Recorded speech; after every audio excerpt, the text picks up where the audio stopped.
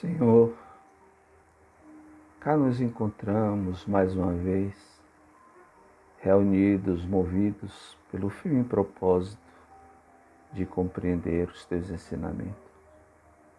Por isso a ti suplicamos, inspira-nos, orienta-nos e permita que os teus emissários, os espíritos bons e amigos, venham ter conosco nesse momento, a fim de lograrmos êxito no nosso propósito de compreendermos a nós mesmos.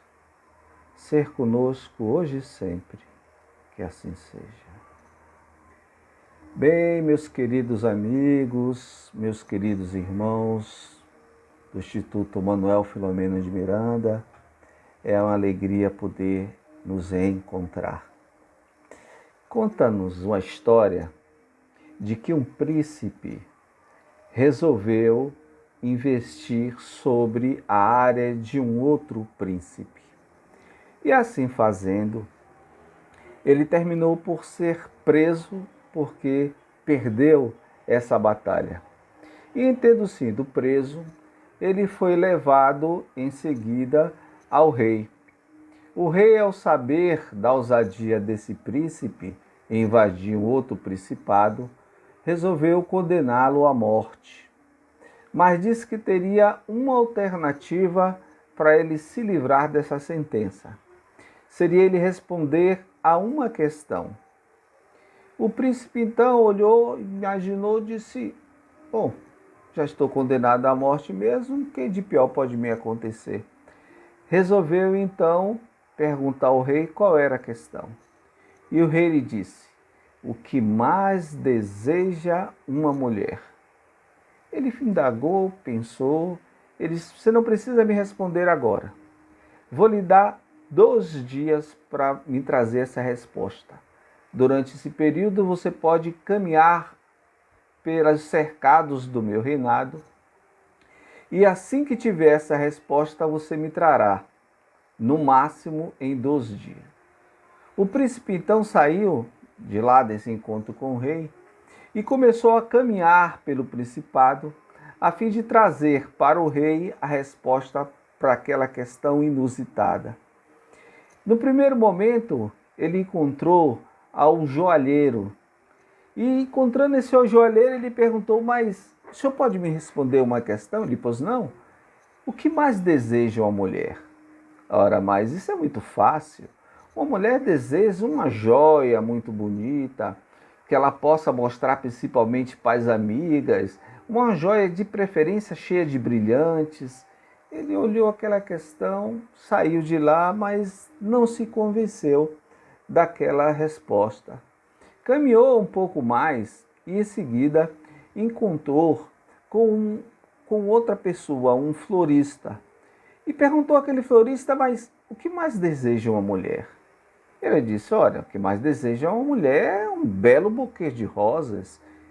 Ele disse: não, olha, mas isso me parece um pouco simples.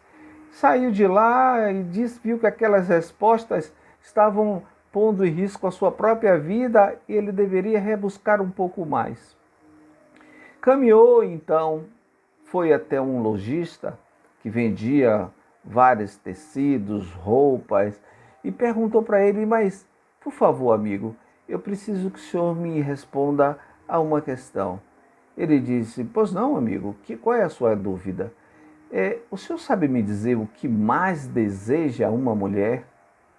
Ela disse: olha, mas isso não é complicado. Todos nós sabemos, o que mais deseja uma mulher é um belo vestido. E eu tenho vários vestidos aqui, o senhor pode escolher para a sua. Ele disse: não, amigo, eu vou caminhar um pouco mais, depois eu retorno. E saiu do contato com aquele lojista. Foi mais adiante e percebeu que ele estava diante da possibilidade de ser morto por não encontrar a resposta a uma questão que aparentemente parecia ser simples. Resolveu então procurar o filósofo da cidade. Procurou o filósofo e perguntou ao filósofo: mas, por favor, eu preciso que o senhor me responda a uma questão que para mim é muito importante, mas se eu puder, você já pode contar com a resposta. Ele disse: amigo, o que mais deseja uma mulher? Ele disse, olha, essa resposta é impossível. Se sua vida depende dessa resposta, sinto lhe informar, mas essa resposta é impossível. Ele então parou e aí perguntou, meu Deus, e agora o que é que eu faço? Minha vida depende dessa questão, nem o filósofo sabe. E o filósofo então pensou, olha, mas tem uma pessoa que talvez tenha a resposta para essa sua questão. Ele disse, olha, mas quem é essa pessoa? Olha, ela, não sei se você terá coragem. É uma bruxa.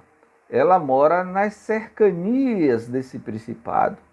Se você for até lá, talvez ela tenha essa resposta para lhe dar. Ele então se vestiu de coragem e foi até o local aonde o filósofo disse que morava aquela bruxa.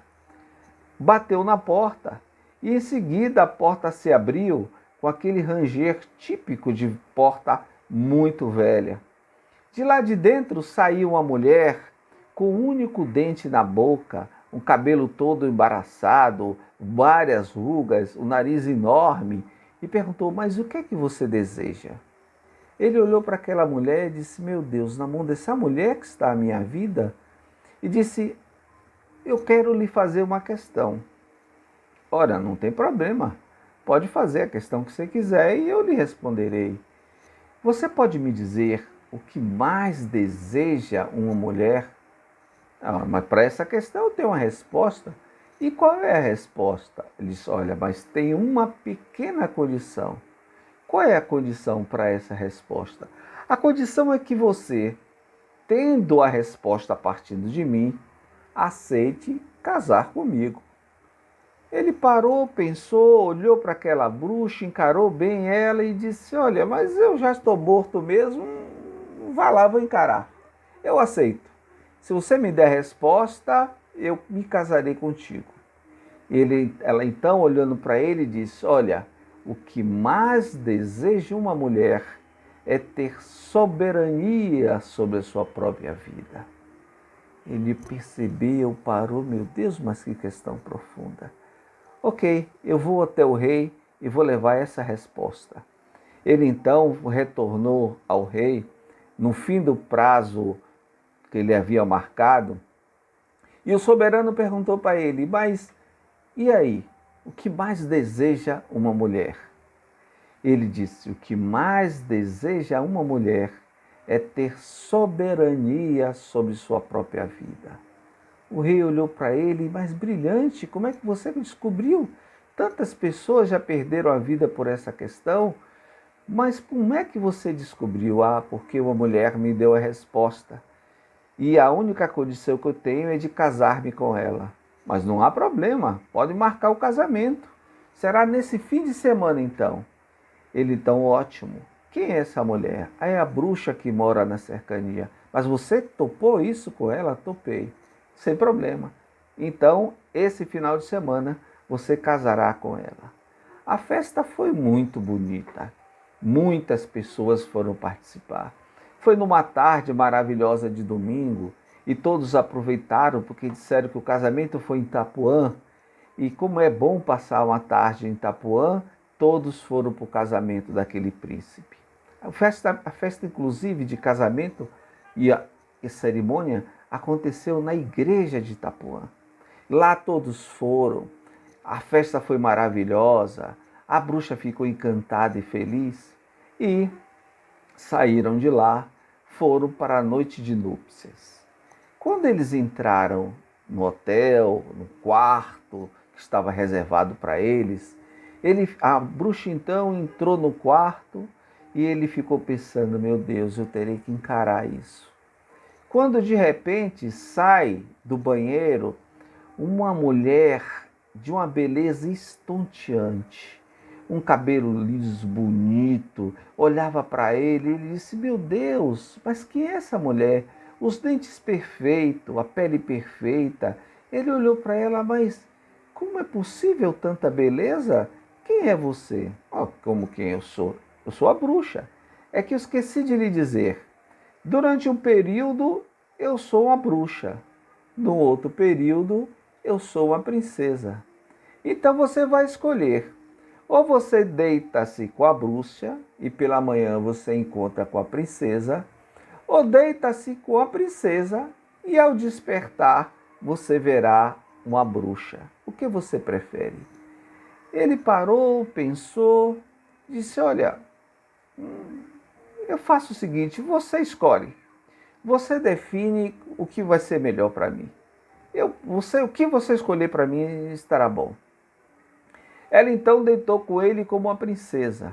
A noite foi maravilhosa e pela manhã, quando ele se virou, ele olhou para o lado e viu que estava a princesa. Ele tomou um susto e disse: mas olha, mas como é possível? Você não disse que pela manhã seria uma bruxa?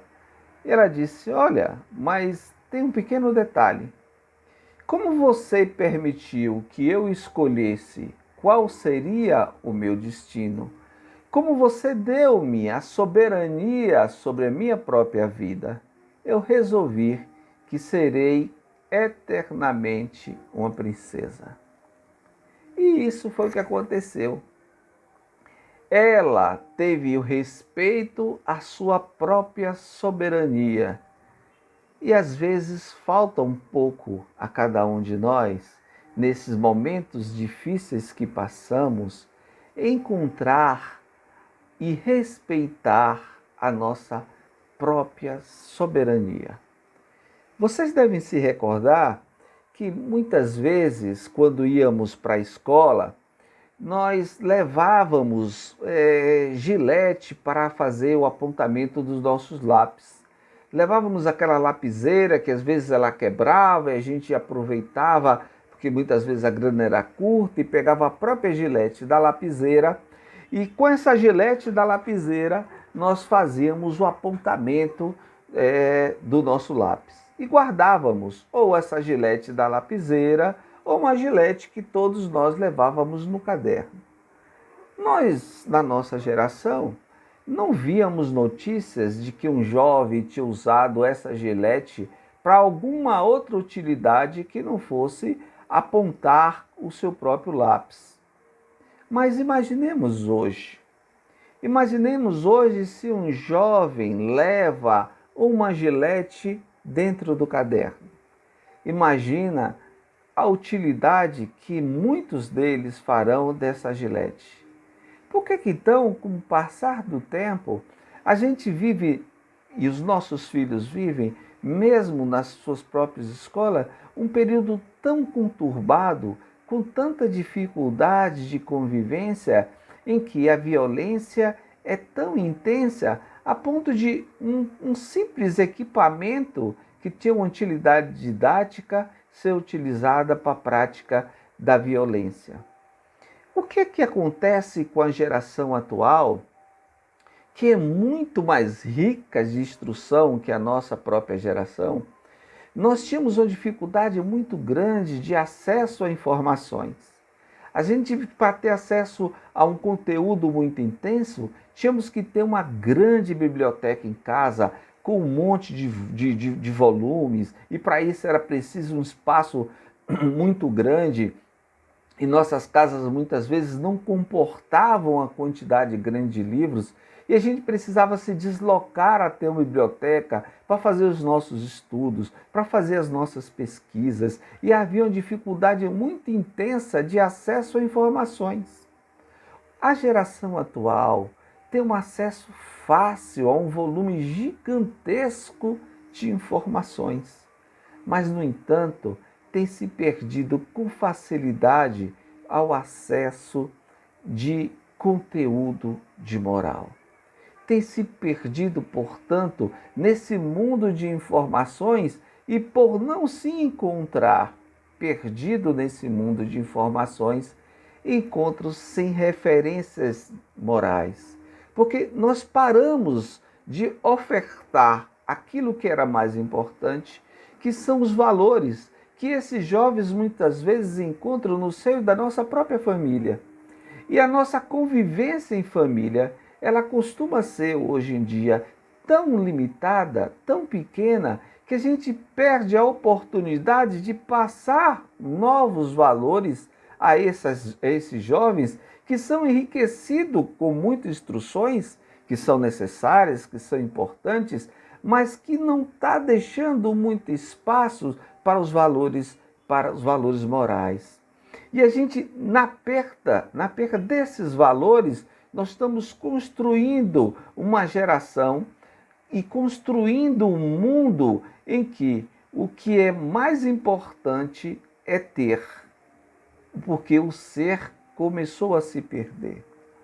E a gente percebe que os conflitos que acontecem na sociedade são reflexos dos conflitos que se intensificam nos pequenos grupos familiares, nos pequenos grupos de convivência social, que é a nossa própria família.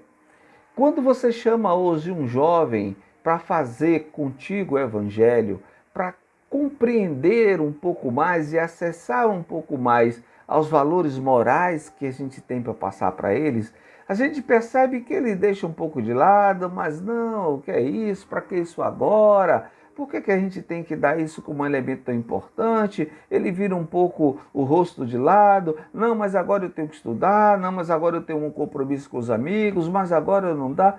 E a gente não persiste, não insiste para que ele tenha acesso a esses valores.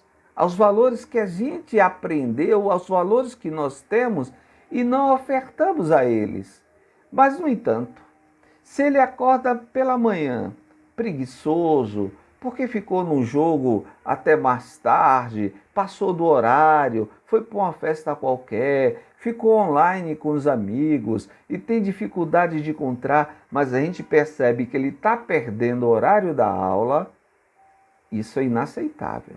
A gente tira ele da cama à força, faz com que ele tome um café, às vezes nem faça a própria refeição, mas ele tem que ir para a escola porque ele tem que se instruir. A instrução é fundamental para a vida dele, porque se ele não tiver instrução, como ele vai conseguir ter as coisas? Como ele vai conseguir ter algo no futuro? Como ele vai conseguir ser alguém se ele não for uma pessoa instruída? Ele precisa, portanto, se instruir. E a gente força-o a se instruir a qualquer custo. Ele tem que ir para a escola se instruir, porque se ele não se instruir, ele não será alguém. E a escola passa a ser, portanto, o elemento de formação daquele indivíduo que Deus, que a espiritualidade colocou sob a nossa própria responsabilidade. E a gente delega exclusivamente à escola, exclusivamente aos seus grupos de convivência, a sua própria formação. Esses jovens terminam, então, sendo formados pelos outros jovens, pela escola que leva para ele instrução, mas aqueles que devem levar para ele valores, moral, ética, se descomprometem com essa ação e deixam que a sua formação dá-se apenas pelos esses elementos da própria sociedade.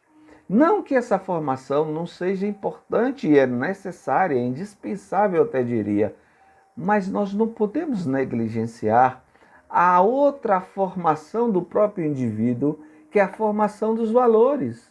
Nós que possuímos valores morais, seja os mais elevados, as nossas virtudes, precisamos passar esses elementos para aqueles que estão sob a nossa responsabilidade de construção do caráter. Porque amanhã eles poderão ser profissionais excelentes, serão possivelmente grandes engenheiros, médicos, veterinários, profissionais da área de educação, terão excelentes conteúdos, mas não terão grandes valores. Ou pelo menos não darão muita importância à sua formação, à construção do seu caráter, à construção desses valores. E talvez por isso é que nós percebemos que nós vivemos no mundo exterior uma tensão e um conflito muito intenso. E muitas vezes a gente pensa que naturalmente esses valores são construídos.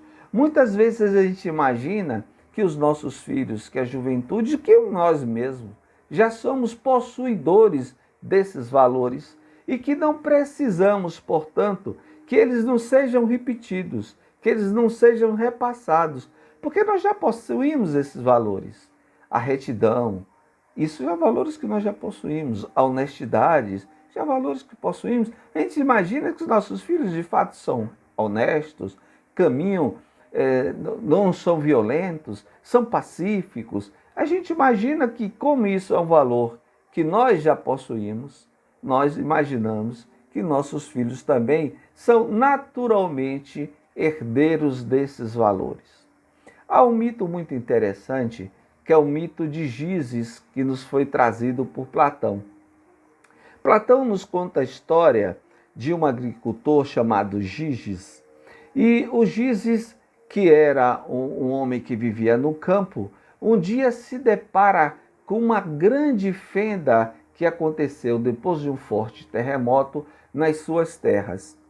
Quando ele então se aproxima dessa fenda, ele nota que dentro dessa fenda tem alguns objetos e ele desce então por essa grande fenda e lá ele observa que tem um grande cavalo ali dentro de mármore, de bronze. Ele então vê que nesse animal há um outro buraco e ele observa por esse buraco que tem lá dentro um esqueleto de um homem. E nesse esqueleto tem um anel. Ele então, o Gizes, pega esse anel e coloca o anel no seu dedo.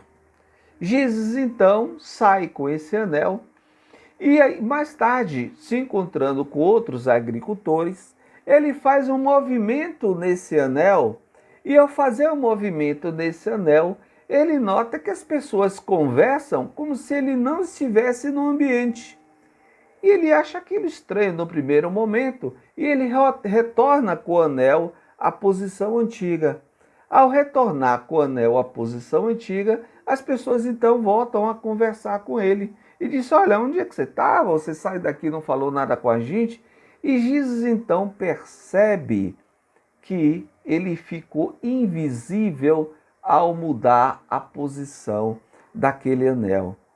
Gizes então, notando que ficava invisível, Gizes, que era um homem honesto, íntegro, pacífico, começa a perceber que pode tirar grandes vantagens pelo fato de ser invisível. E estando invisível, ele começa então, o Gizes, que era um homem honesto e íntegro, começa a ser um homem desonesto, começa a ser um homem que rouba, começa a ser um homem que até mata.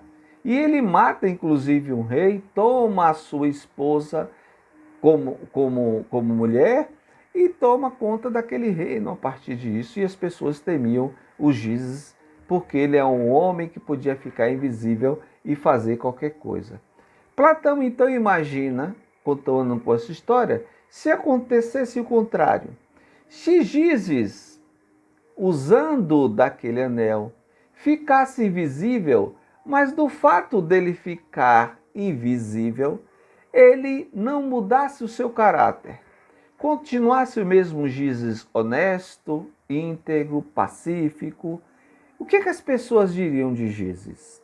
Na sua frente, diriam: olha como Gizes é uma pessoa tão honesta. Ele podia até roubar todo mundo, mas não rouba. Mas ao Gizes se afastar, todos diriam: mas veja, que absurdo!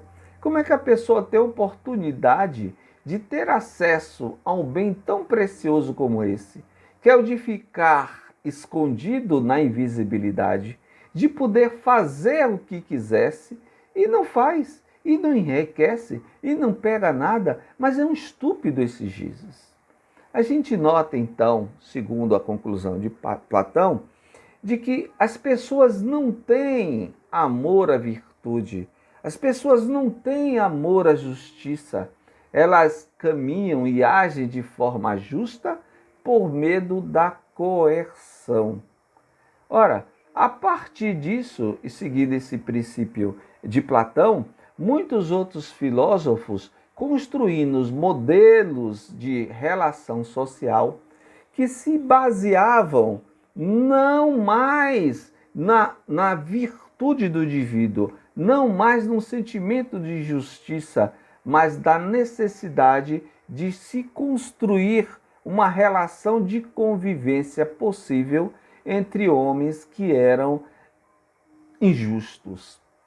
O que a palavra paz, na sua origem latina, que vem de pax, de pacto, quer dizer, na sua origem, é a construção de um pacto entre as pessoas, de um pacto entre os homens, para que seja possível a convivência.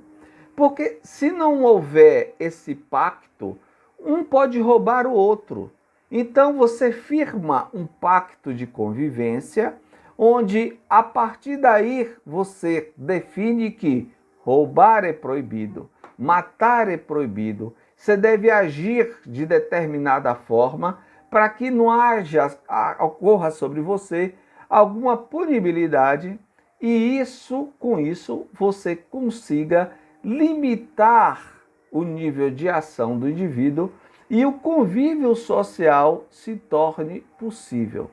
A partir então desse princípio de Platão, muitas ideias filosóficas foram construídas.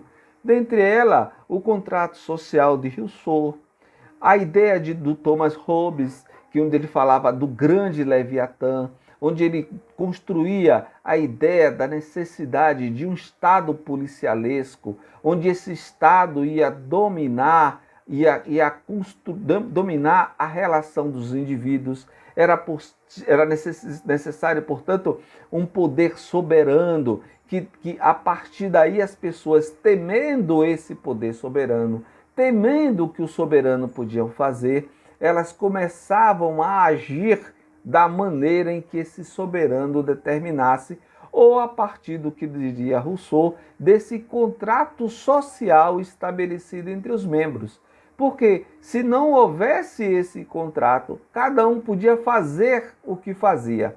E como dizia Hobbes, mesmo o mais frágil dos homens poderia atingir de forma violenta um homem que fosse o mais forte dentre todos. Porque no momento que ele se encontrasse dormindo, desatento, ele poderia pegar um pedaço de madeira e com esse pedaço de madeira eliminar a vida daquele que era mais forte. Então, esse pacto era importante para que a paz se estabelecesse na relação de todos. É preciso, portanto, algo de externo para que esse convívio se tornasse possível. Se não houvesse esse elemento externo, a convivência não seria possível. Era, portanto, segundo dizia o Hobbes, que o homem, nessa fase clássica, o homem é o lobo do homem. Se não houver, portanto, um poder, normas, regras disciplinadoras, o homem pode, a qualquer momento, vir de forma violenta, agir contra outro homem. E com isso, não seria possível se construir uma relação social, não seria possível se construir uma sociedade. Era preciso, portanto, disciplinar, conter essa ânsia violenta que os homens possuem. Ora, nos tempos atuais, não sei se vocês se recordam, num período em que houve uma greve da polícia, lembram? A polícia civil e a polícia militar entraram em greve em nossa cidade.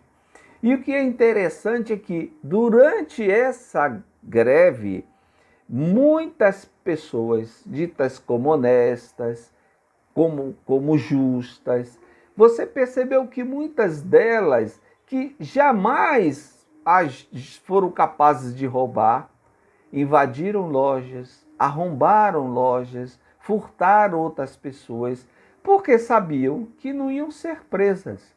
Portanto, essas pessoas agiam de forma honesta não porque elas fossem honestas, agiam de forma honesta porque temiam a represária do Estado, temiam a represária da polícia, temiam ser presas, encarceradas e, avaliando que isso seria muito pior do que o ganho do bem que ela pudesse obter pelo roubo, ela inibiam as suas ações violentas.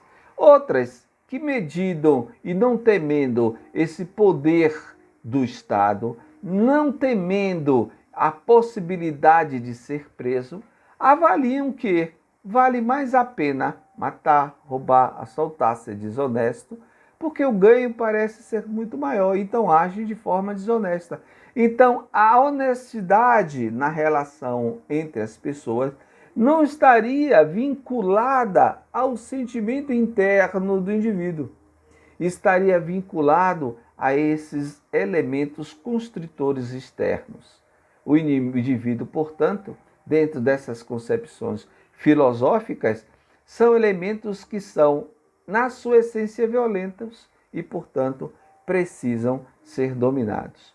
Esse Deus que nos foi apresentado, muitas vezes, como um Deus Senhor dos Exércitos, um Deus que precisa ser temido, é a forma que, na antiguidade, se encontrou de estabelecer uma relação entre os indivíduos.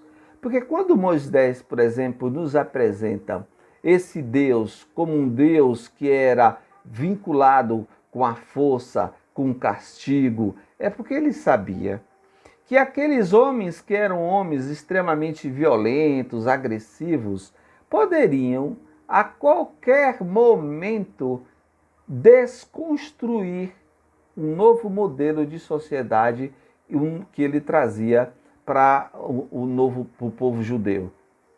Ora, ele precisava, portanto, trazer para essas pessoas um Deus que fosse um Deus vingativo, punitivo, que representasse a força. E não há representação maior de força do que um Senhor que é Senhor de todos os exércitos. Portanto, o mais forte dentre todos os homens, porque ele dominava não só um exército, mas todos os exércitos. Portanto, esse Senhor é um Senhor a ser temido.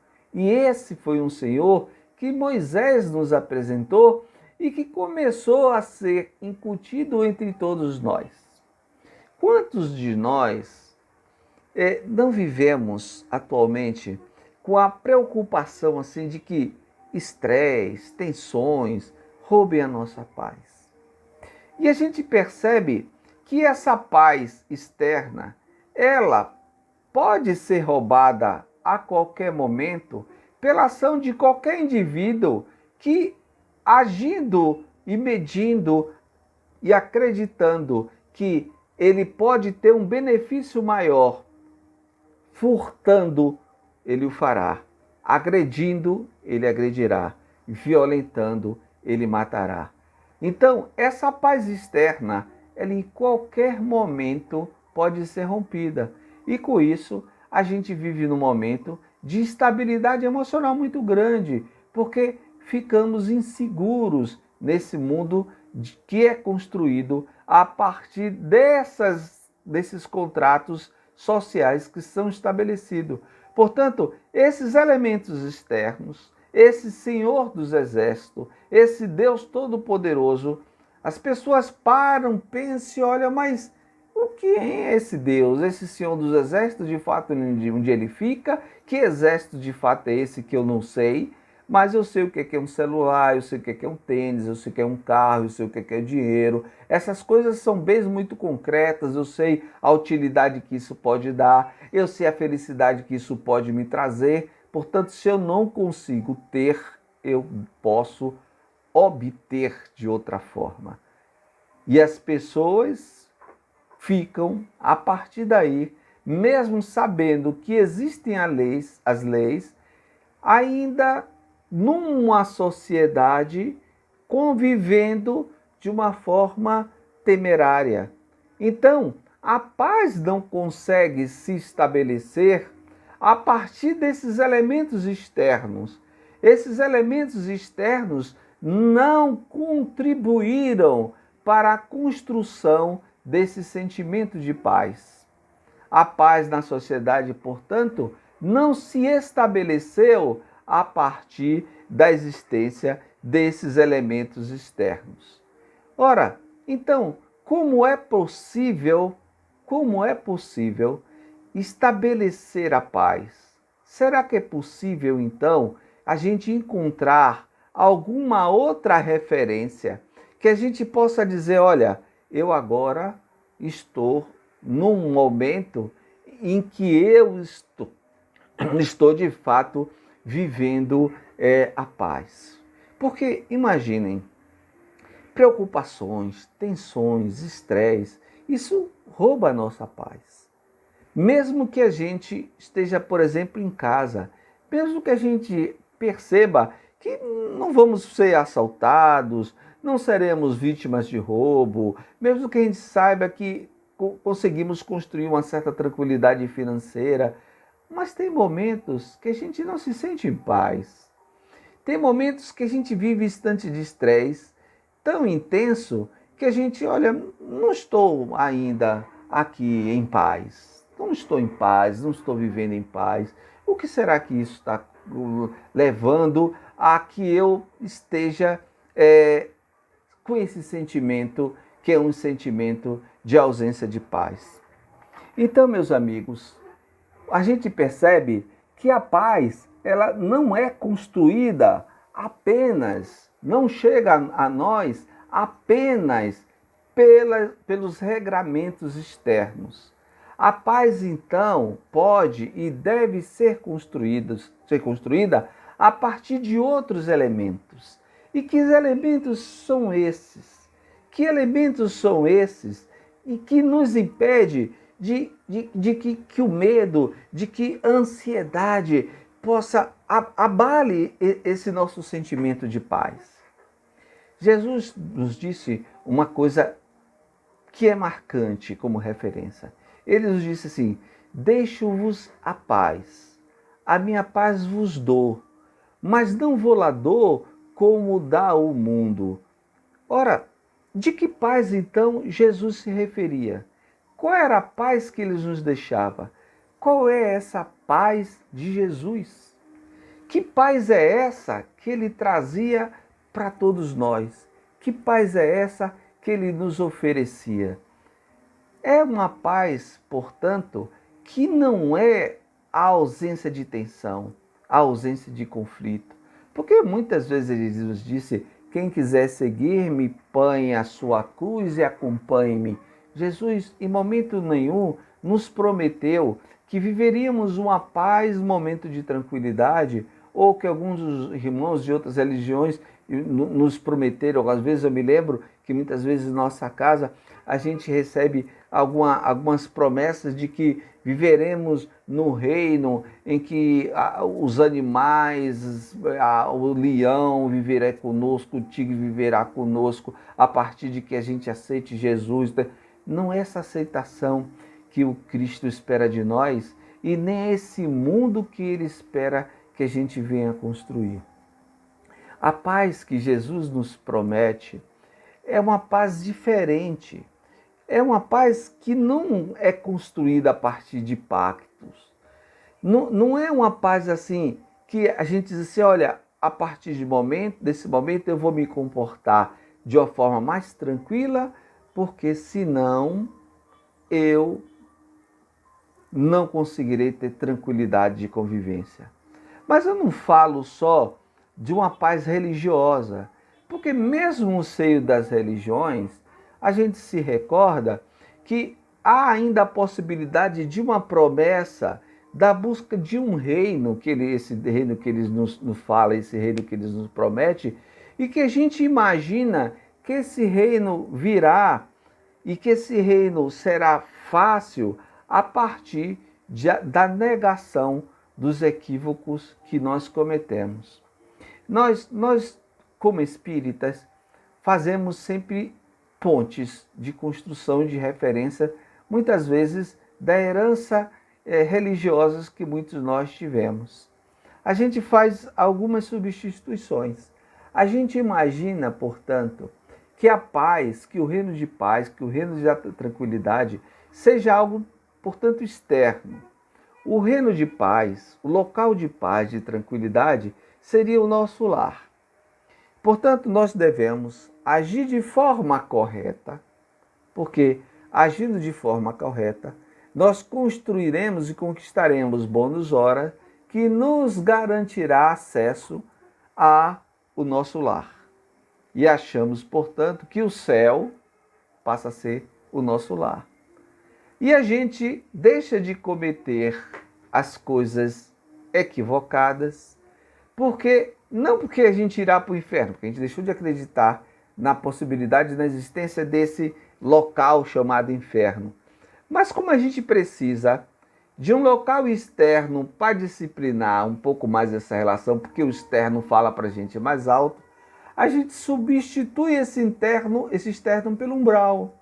Aí diz assim, olha, eu não posso cometer tal erro, eu não posso caminhar de forma equivocada, porque senão eu vou para o umbral.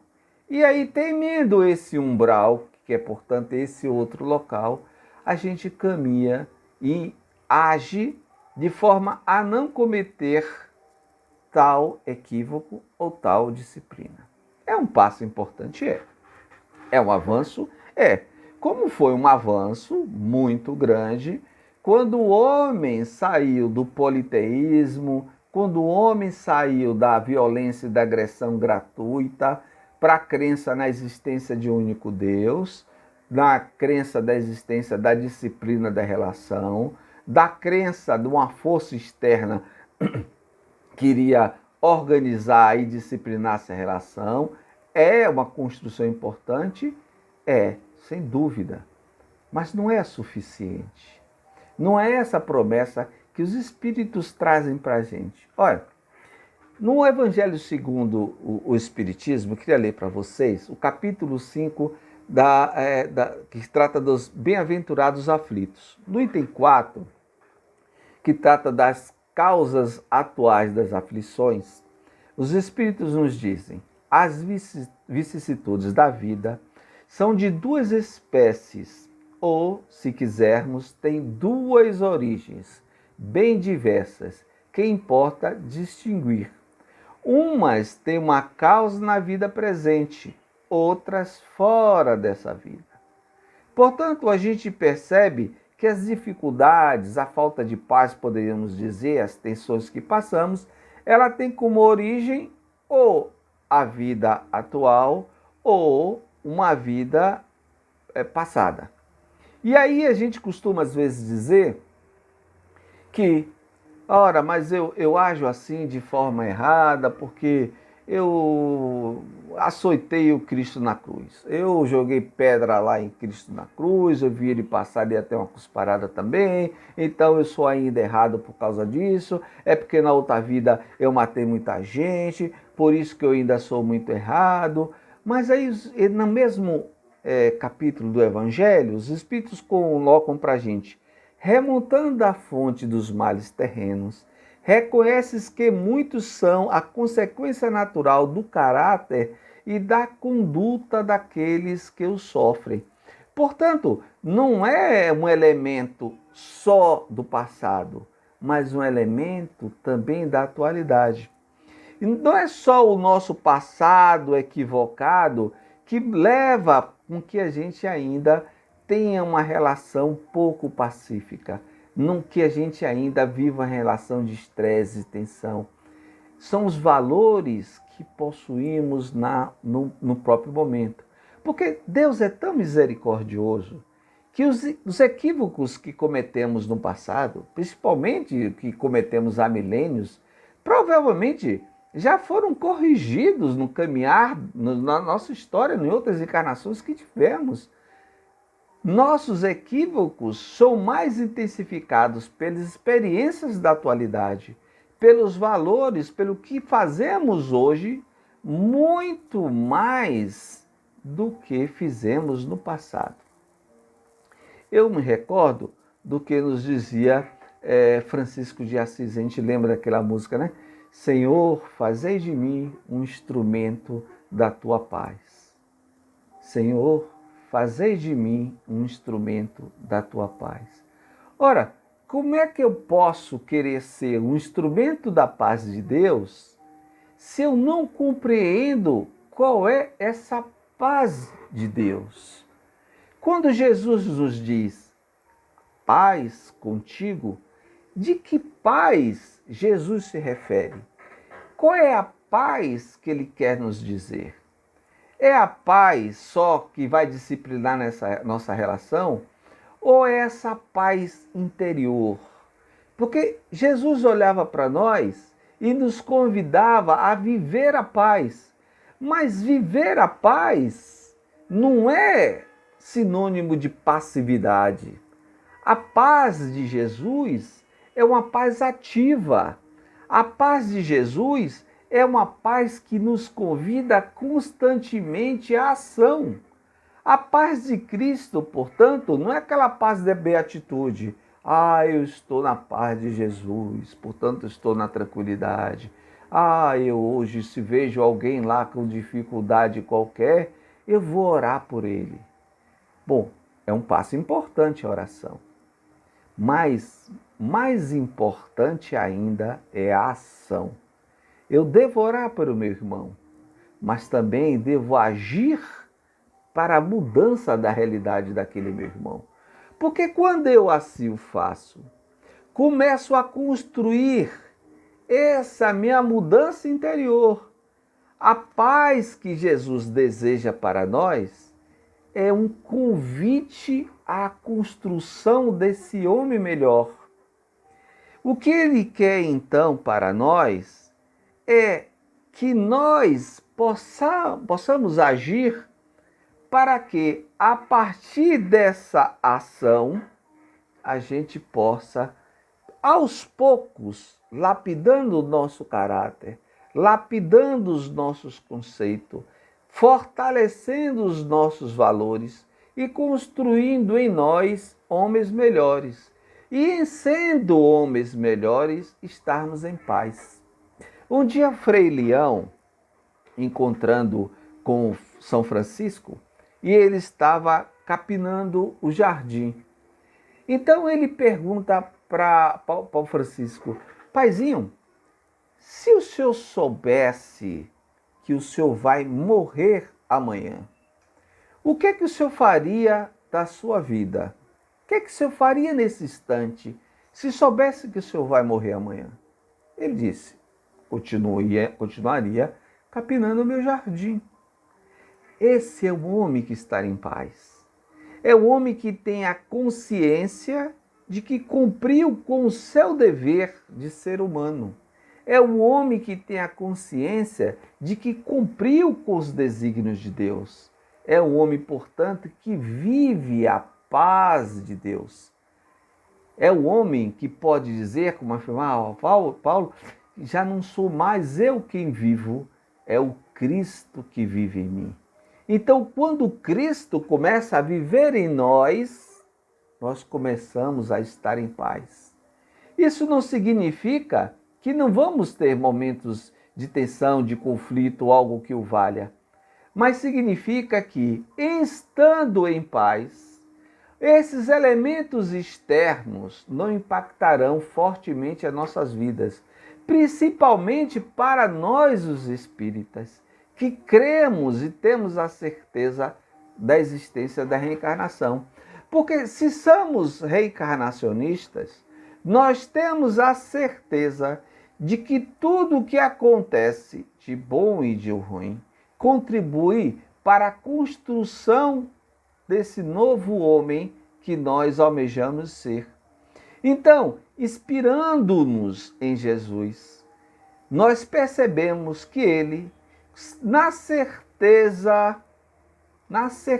que ele tinha de que no dia seguinte seria levado ao Calvário, sofreria todos os tipos de martírio, por ser um homem bom, por trazer o amor à humanidade. Imagine o sentimento desse homem, tendo a certeza de que seria injustiçado. O que é que ele faz?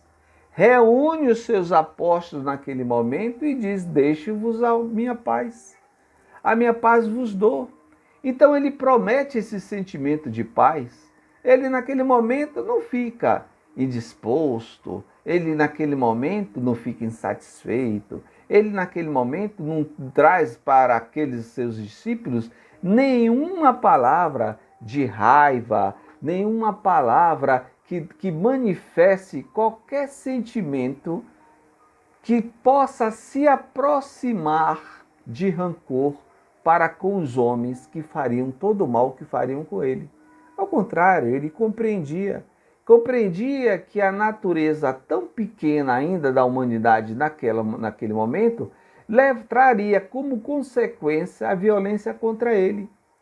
Como trouxe como consequência a violência contra outro grande pacificador que foi Mahatma Gandhi. Gandhi, que levou a paz, que libertou a Índia, terminou sendo morto por um outro muçulmano, Porque, embora ele amasse a todos, convivesse inclusive com os muçulmanos, um dia, quando ele soube que havia uma tensão e um conflito muito grande entre os indianos e os paquistaneses, porque Paquistão já havia sido criado naquele primeiro momento, ele resolveu ir para a casa de um daqueles muçulmanos, daqueles paquistaneses. E aí, os homens, que eram os hindus, chegaram para ele e disseram: mas Mahatma, como o senhor tem a coragem de conviver com esse homem? Por quê? Porque ele é muçulmano, mas eu também sou muçulmano. Mas ele é paquistanês, mas eu também sou paquistanês. Eu sou um ser humano, o que ele foi, eu também sou. Então ele trazia consigo esse sentimento e mesmo assim foi morto por um outro. O Mahatma sabia disso. Ele sabia que seu destino, pacificador como ele era, o levaria provavelmente a isso. Mas ele trazia consigo o sentimento de paz. Então, muitas vezes, nós hoje nos estressamos, nós perdemos a nossa paz, porque a gente ainda está mergulhado em valores ou em coisas que a gente julga que são extremamente importantes. A gente quer que nosso filho tenha algo no futuro e aí quer que ele se instrua. A gente quer ter ainda um telefone bom, porque aquele que a gente tem já tem 2 anos, embora o outro seja de um modelo diferente, mas a gente quer um telefone novo, a gente quer um carro novo, a gente quer morar numa casa talvez um pouco maior, embora os filhos até tenham ido embora, mas a gente quer uma casa um pouco maior, porque o amigo tem. Não que essas conquistas materiais não sejam importantes, mas elas não podem ser a essência da nossa vida, porque quando não a temos, nós vivemos um momento de tensão e estresse, e a gente vê que a gente perde muitas vezes a nossa paz por conquista, porque não conquistamos coisas que não são essenciais na nossa vida. Aquilo que é essencial, a gente deixou de lado. Aliás, como dizia a Raposa e o Pequeno Príncipe, o que é essencial é invisível aos olhos. E a gente perde a referência daquilo que nos seja mais essencial. E por perdermos essa referência, a perda ou a não conquista daquilo que nos é externo leva-nos à infelicidade, leva-nos ao sentimento de impotência, leva-nos ao sentimento de intranquilidade, e isso tudo perturba o nosso interior.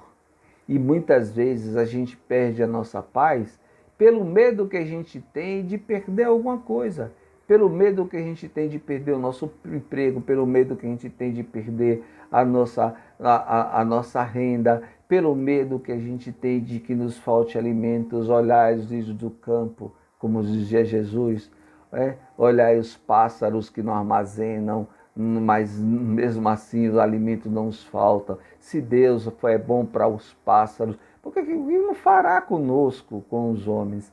Mas a gente, por falta dessa fé em Deus, por falta dessa crença que a gente deve ter, por falta dessa paz, portanto, que Jesus nos prometeu, nós vivemos ainda em tensão e em conflitos tão intensos. Um dia perguntaram a Jesus: o que devo fazer para encontrar a vida eterna? Ou seja, o que devo fazer para encontrar a paz? E eles nos dizem uma coisa que eu creio que deve ser assim a referência do nosso viver. Ele nos disse: amar a Deus, ao próximo e a si mesmo. Portanto, a conquista da paz não vem de algo externo, vem de algo profundamente interno, que é a nossa capacidade de amar. É preciso, portanto, que nos amemos. Que nos amemos e compreendamos que muitas vezes as dificuldades que a gente passa, elas são importantes para a construção da nossa vida. Não é dando uma de poliana, não. É porque a gente precisa entender e compreender que estamos aqui vivendo numa escola e que as experiências que nós passamos são todas elas fundamentais para a construção desse novo homem. E como estamos numa escola, todas as lições que passamos são fundamentais para as nossas vidas. E aí nós não temeremos a falta dos bens materiais, não temeremos a falta da saúde. E mais ainda, não temeremos nem a morte, porque como espíritas sabemos que a morte não existe. Por isso, meus amigos, meus irmãos, rogo a Jesus que a paz que Ele nos deixou penetre profundamente os nossos corações e que possamos, vinculado ao amor que Ele nos trouxe, viver essa paz de forma muito intensa. Compreender as dificuldades que passamos, as tensões que passamos e perceber que a paz que necessitamos depende única e exclusivamente de cada um de nós. Não é o que está fora, mas é o nosso olhar. O olhar, o ver, é uma relação do que está fora com o que incide sobre os nossos olhos e reflete na nossa mente. Mas essa construção mental, ela pode e deve ser feita a partir da nossa capacidade de olhar esse mundo que nos é externo. Que a paz esteja com todos nós e que esse amor que Jesus nos prometeu, ele possa ser um amor ativo, um amor de compromisso e um amor que possamos levar a todos que nos cercam. Que Jesus esteja conosco e que Ele nos permita, em outro momento, voltar a nos encontrar.